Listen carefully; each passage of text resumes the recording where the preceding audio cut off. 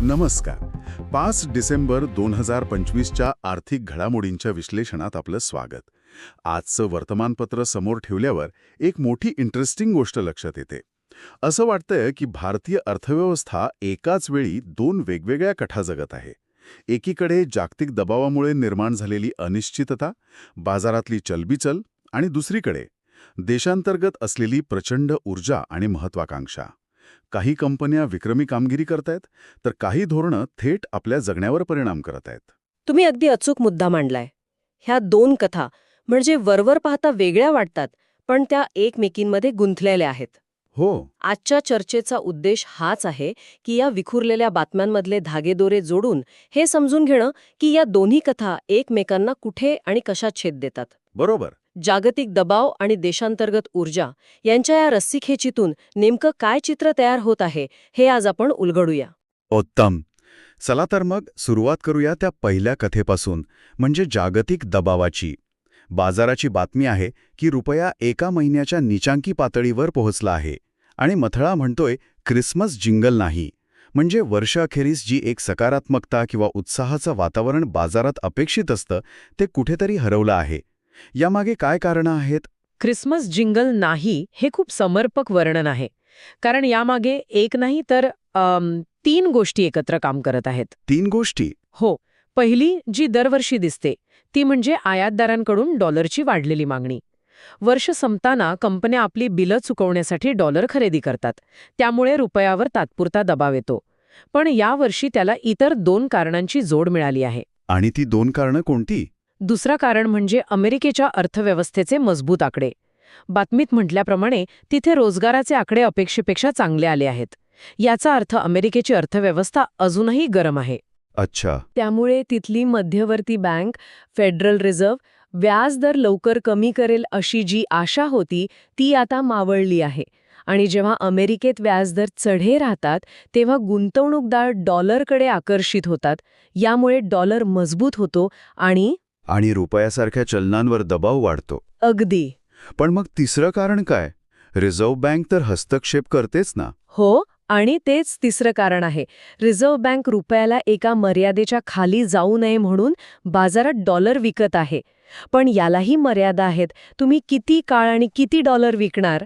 त्यामुळे आरबीआय रुपयाला पूर्णपणे पडण्यापासून वाचवत आहे, पण जागतिक प्रवाहाच्या विरुद्ध दिशेने पोहणं तिलाही शक्य नाही. त्यामुळे रुपयात दबावाखालीच आहे. हे ऐकून मला एक प्रश्न पडतो. रिझर्व्ह बँक कधीपर्यंत डॉलर विकून रुपयाला सावरू शकते? म्हणजे याला काही मर्यादा आहेत का? आपल्या परकीय चलन साठ्यावर काय परिणाम होतो याचा? हा खूप महत्वाचा प्रश्न आहे. आपल्याकडे सध्या परकीय चलनाचा साठा मजबूत आहे, त्यामुळे लगेच काळजी करण्यासारखी स्थिती नाही. पण हे कायमस्वरूपी उत्तर असू शकत नाही. जर जागतिक परिस्थिती अशीच राहिली तर सतत डॉलर विकल्याने आपला साठा कमी होऊ शकतो. त्यामुळे आरबीआयला एक नाजूक संतुलन साधावं लागतं. रुपयाला खूप जास्त घसरूही द्यायचं नाही आणि आपला साठाही जपायचा. आणि याच सोबत सोन्याचे भाव घसरण्याचं कारणही याच अमेरिकन व्याजदरांच्या कथेशी जोडलेलं आहे. डॉलर मजबूत झाला की सोनं स्वस्त होतं. अच्छा. एकीकडे ही जागतिक कारणं रुपयाला खाली खेचत असताना हे पाहणं इंटरेस्टिंग आहे की काही कंपन्या याच भारतीय बाजारात विक्रमी कामगिरी करत आहेत. त्यांचं यश जागतिक ट्रेंडवर अवलंबून नाही, तर इथल्या ग्राहकांच्या बदलत्या सवयींवर आहे. याचंच उत्तम उदाहरण म्हणजे लेनोवो आणि मोटोरोलाची बातमी. अगदी. हीच ती दुसरी कथा आहे ज्याबद्दल आपण बोलत होतो, देशांतर्गत ऊर्जा. लेनोवो आणि मोटोरोलाने भारतातून $1 अब्ज निर्यातीचा टप्पा ओलांडला आहे आणि त्यांची एकूण कमाई 23% वाढली आहे. वाव. पण यातली खरी गोष्ट आकड्यांच्या पलीकडे आहे. ही वाढ केवळ जास्त लॅपटॉप किंवा फोन विकल्यामुळे नाही, तर भारतीय ग्राहक काय विकत घेतायत यात झालेल्या बदलामुळे आहे. म्हणजे लोक आता महागड्या वस्तू घेत आहेत असं म्हणायचंय का? महागड्या नाही, तर जास्त व्हॅल्यू असलेल्या. बातमीत लेनोवोचे एमडी म्हणतात की ग्राहक आता प्रीमियम आणि टेक्नॉलॉजीयुक्त वस्तूंना पसंती देत आहेत. AI PCs, फोल्डेबल फोन्स यांची मागणी वाढत आहे. म्हणजे भारतीय ग्राहक आता फक्त किंमत पाहत नाही, तर तंत्रज्ञान आणि अनुभव यासाठी जास्त पैसे मोजायला तयार आहे. ही भारतीय बाजारपेठेच्या परिपक्वतेची खूण आहे. आणि याच बातमीत जीएसटीचाही उल्लेख आहे. जीएसटीमुळे बाजारात आलेल्या स्थैर्याचा फायदा लेनोवोसारख्या संघटित कंपन्यांना झाला. जीएसटीमुळे करप्रणाली सुटसुटीत झाली, लॉजिस्टिक सोपे झाले आणि संपूर्ण बाजार अधिक संघटित झाला.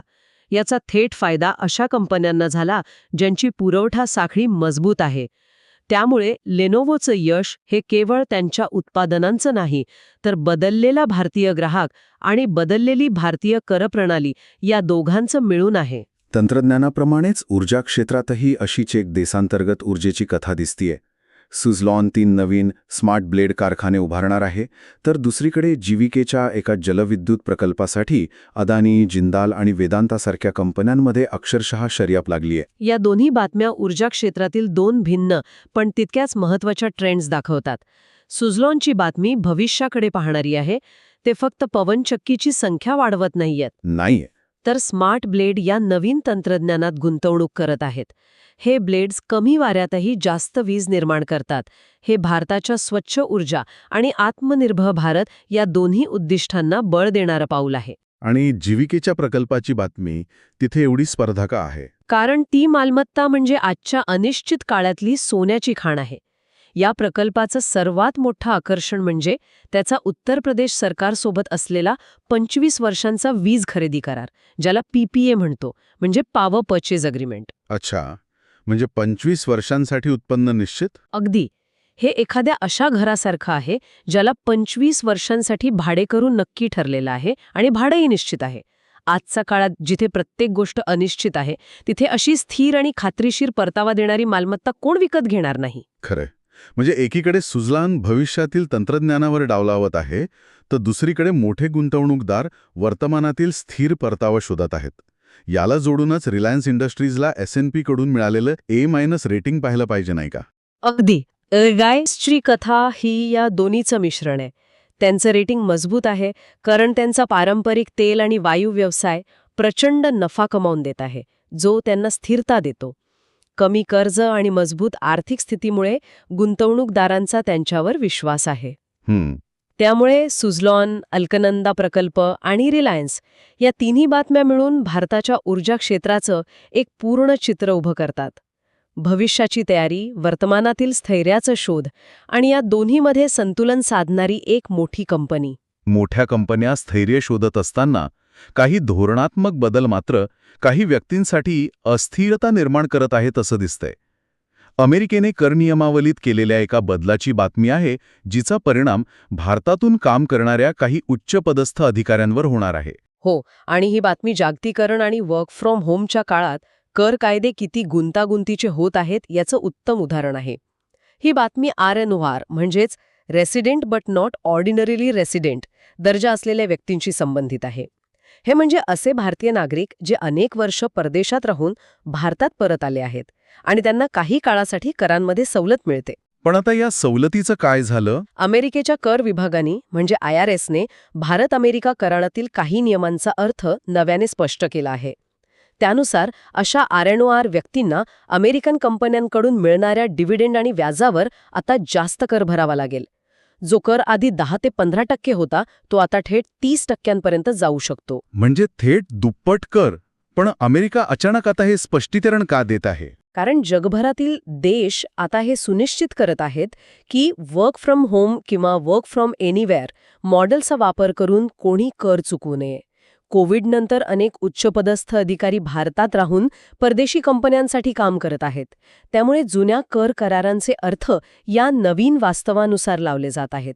हा त्याचाच एक भाग आहे. म्हणजे तंत्रज्ञानाने कामाचं स्वरूप बदललं आणि आता कायदे त्या बदलाला प्रतिसाद देत आहेत.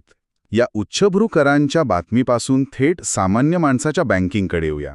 ही एक दिलासादायक बातमी आहे. रिझर्व्ह बँकेने बेसिक सेव्हिंग्ज बँक डिपॉझिट खात्यांवरील एका शुल्काबद्दल मोठा निर्णय घेतला आहे. हो, आणि हा आर्थिक समावेशकतेचा म्हणजे फायनान्शियल इन्क्लुजनच्या दृष्टीने एक खूप मोठा आणि महत्त्वाचा निर्णय आहे. ही बातमी वाचून मला खरंच आश्चर्य वाटलं. म्हणजे ज्यांच्या खात्यात मुळातच कमी पैसे आहेत, ज्यांना किमान शिल्लक ठेवण्याचीही अट नाही, त्यांनाच बँकेत रोख रक्कम जमा करण्यासाठी शुल्क लागत होतं. हे थोडं विचित्र नाही का? तुमचं आश्चर्य योग्य आहे. हेच तर होत होतं. ही बेसिक सेव्हिंग्ज बँक डिपॉझिट म्हणजे BSBD खाती समाजातील आर्थिकदृष्ट्या दुर्बल घटकांसाठी आहेत. पण अनेक बँका महिन्यातील 4 मोफत व्यवहारानंतर 5व्यांदा रोख रक्कम जमा करण्यावरही शुल्क करत होत्या, ज्या व्यक्ती रोजंदारीवर काम करतात, ज्यांना दिवसाला थोडे थोडे पैसे मिळतात, त्यांना बँकेत पैसे जमा करायलाच पैसे मोजावे लागत होते. ही एक मोठी विसंगती होती. आणि आता आरबीआयने ती दूर केली आहे. बरोबर. आरबीआयने स्पष्ट केलं आहे की रोख रक्कम जमा करणे हा खातेधारकाचा हक्क आहे, तो व्यवहार नाही. त्यामुळे आता या बीएसबीडी खात्यांमध्ये कितीही वेळा रोख रक्कम विनाशुल्क जमा करता येईल. यामुळे कोट्यावधी लोकांना औपचारिक बँकिंग प्रणालीत टिकून राहण्यास मदत होईल. छोट्या शुल्कांच्या भीतीमुळे जे लोक बँकिंगपासून दूर राहत होते, त्यांच्यासाठी हा प्रचंड मोठा दिलासा आहे. हे धोरणात्मक बदल आजच्या वास्तवावर परिणाम करत आहेत. पण काही बातम्या आपल्याला भविष्याची स्पष्ट दिशा दाखवत आहेत. अमेरिकेतील महाविद्यालयांमध्ये विद्यार्थी आता AI म्हणजेच आर्टिफिशियल इंटेलिजन्सशी संबंधित अभ्यासक्रमांकडे मोठ्या प्रमाणात वळत आहेत. ही बातमी त्याच प्रकारची आहे. इथे फॅसिनेटिंग गोष्ट ही आहे की शिक्षण व्यवस्था बाजारातील मागणीला किती वेगाने प्रतिसाद देत आहे, हे चित्र किती वेगाने बदलत आहे पहा. एका बाजूला आपण पाहिलं की भारतीय ग्राहक AIPC साठी जास्त पैसे मोजायला तयार आहे. आणि त्याचवेळी हजारो मैल दूर अमेरिकेतला विद्यार्थी पारंपरिक इंजिनिअरिंग सोडून AI शिकतोय. आपण सुरुवातीला लेनोव्होच्या AI संचालित उपकरणांबद्दल बोललो, त्याचा आणि या बातमीचा थेट संबंध आहे. थेट संबंध आहे. हे केवळ 2 देशांतील ट्रेंड नाहीत, तर ही एका जागतिक AI इकॉनॉमीची मागणी आणि पुरवठ्याची साखळी आहे, जी आता आपल्या डोळ्यांसमोर तयार होत आहे. कंपन्यांना AI-युक्त उत्पादनं बनवण्यासाठी AI तज्ज्ञ हवे आहेत. ही झाली मागणी. आणि जगभरातील विद्यापीठं आता ते तज्ज्ञ घडवण्यासाठी अभ्यासक्रम बदलत आहेत. हा झाला पुरवठा. आजचा विद्यार्थी हुशार आहे. त्याला दिसतंय की भविष्यात नोकऱ्या कुठे असणार आहेत. आणि भविष्याशी संबंधित आणखी एक महत्त्वाकांक्षी बातमी आहे, ती म्हणजे भारताच्या गिफ्ट सिटीबद्दल. भारताची गिफ्ट सिटी एक जागतिक पुनर्विमा केंद्र म्हणजे ग्लोबल रिइन्शुरन्स हब बनण्याचं स्वप्न पाहत आहे. पण त्यात काही अडथळे आहेत. हो, आणि हे अडथळे समजून घेणं महत्त्वाचं आहे. पुनर्विमा म्हणजे विमा कंपन्यांचा विमा. हा एक प्रचंड मोठा जागतिक व्यवसाय आहे. भारताला या व्यवसायाचं केंद्र बनायचं आहे. त्यासाठी गिफ्ट सिटीमध्ये कर सवलती आणि जागतिक दर्जाच्या इमारतींसारख्या सुविधा दिल्या आहेत. पण बातमी सांगते की ते पुरेसं नाही. मग मुख्य अडथळा कोणता? मुख्य अडथळा आहे जागतिक नियामक स्पष्टतेचा, म्हणजे ग्लोबल रेग्युलेटरी क्लॅरिटी. सोप्या भाषेत सांगायचं तर विश्वासार्हता. सिंगापूर किंवा दुबईसारख्या ठिकाणी जागतिक कंपन्या का जातात? कारण तिथले नियम सुटसुटीत, स्थिर आणि आंतरराष्ट्रीय दर्जाचे आहेत. त्यांना खात्री असते की नियम अचानक बदलणार नाहीत किंवा त्यांचा वेगळा अर्थ लावला जाणार नाही. म्हणजे फक्त हार्डवेअर म्हणजे इमारती असून चालणार नाही, तर सॉफ्टवेअरही म्हणजे नियम जागतिक दर्जाचा हवा. अगदी बरोबर. जर भारताला या क्षेत्रात जागतिक स्तरावर स्पर्धा करायची असेल, तर केवळ पायाभूत सुविधा पुरेशा नाहीत. आपल्याला अशी एक नियामक चौकट उभी करावी लागेल, ज्यावर आंतरराष्ट्रीय कंपन्या डोळे झाकून विश्वास घेऊ शकतील. नियमांची ही स्पष्टता आणि सुलभता जोपर्यंत येत नाही, तोपर्यंत गिफ्ट सिटीचं स्वप्न पूर्ण होण्यात अडथळे येतच राहतील.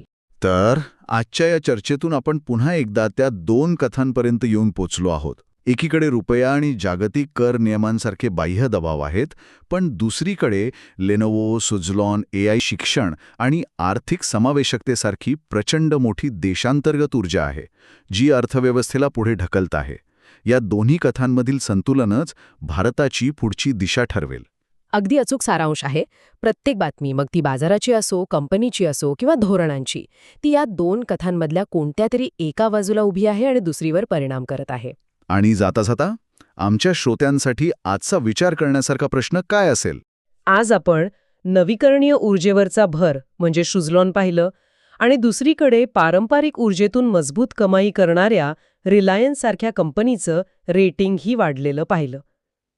माझा विचार करण्यासारखा प्रश्न हा आहे की रिलायन्स सारख्या कंपन्या, ज्यांच्याकडे पारंपरिक व्यवसायातून प्रचंड भांडवल जमा होत आहे, त्या या भांडवलाचा वापर कसा करतील? हे भांडवल म्हणजे दुधारी तलवार आहे. ते याचा वापर आपल्या पारंपरिक व्यवसायाला आणखी मोठं करण्यासाठी आणि टिकवण्यासाठी करतील, की धाडस दाखवून त्याचा मोठा हिस्सा नव्या, स्वच्छ ऊर्जेच्या अर्थव्यवस्थेत गुंतवतील?